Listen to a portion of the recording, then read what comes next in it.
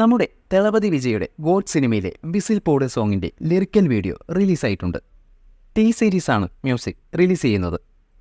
യുവൻ വിജയ് കോംബോയിൽ പ്രഭുദേവയും പ്രശാന്തും അജ്മലും വിജയെ കൂടാതെ ഈ സോങ്ങിലുണ്ട്. ഇതിലെ മെയിൻ പ്ലസ് എന്ന് പറയുന്നത് യുവണിൻ്റെ ഫ്ലൂട്ട് വേർഷൻ തന്നെയാണ്. പിന്നെ ഒബ്വിയസ്ലി വിജയുടെ ഡാൻസും ആ ഗ്രേസോട് കൂടിയ ലാസ്റ്റ് വരുന്ന സ്റ്റെപ്സ് എല്ലാം നന്നായിരുന്നു.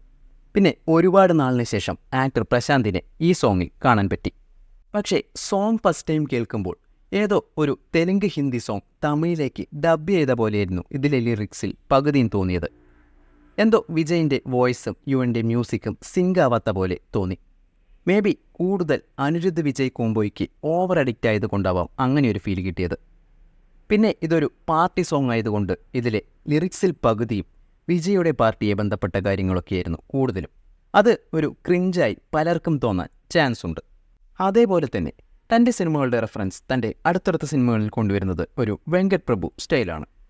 വെങ്കട് പ്രഭു യുവൻ ശങ്കർ രാജ കോംബോയിലെ കഴിഞ്ഞ സിനിമകളുടെ റെഫറൻസ് ഈ സോങ്ങിൽ കൊടുത്തിട്ടുണ്ട്. അത് കാണിക്കുമ്പോഴുള്ള ബീറ്റുമെല്ലാം നന്നായിരുന്നു.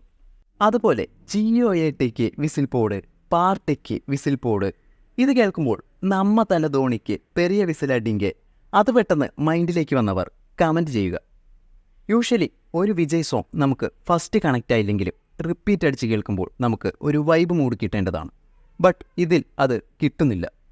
ഇത് ചിലപ്പോൾ വിജയ് ഫാൻസുകാർക്ക് ഒരു ഓക്കെ സോങ് ആയിരിക്കും, ബാക്കി ന്യൂട്രൽ ഓഡിയൻസിന് എങ്ങനെയായിരിക്കുമെന്ന് അറിയില്ല. അതുമാത്രമല്ലാതെ സാധാരണ ഒരു വിജയ് സോങ് റിലീസായാൽ പെട്ടെന്ന് തന്നെ ട്രെൻഡ് ആവേണ്ടതാണ്. ഈ സോങ്ങിൻ്റെ കാര്യം പലരും അറിഞ്ഞിട്ട് പോലുമില്ല. മേ ബി വരും ദിവസങ്ങളിൽ റിപ്പീറ്റ് മൂഡിൽ കേൾക്കുമ്പോൾ ചിലപ്പോൾ വർക്കൗട്ട് ആവുമെന്ന് തോന്നുന്നു. നിങ്ങൾ ഈ സോങ് കണ്ടവരാണെങ്കിൽ നിങ്ങൾക്ക് എന്താണ് തോന്നിയത് എന്നും യുവൻ വിജയ് കോംബോ നിങ്ങൾക്ക് വർക്കായോ എന്നും കമൻറ്റ് ചെയ്യുക.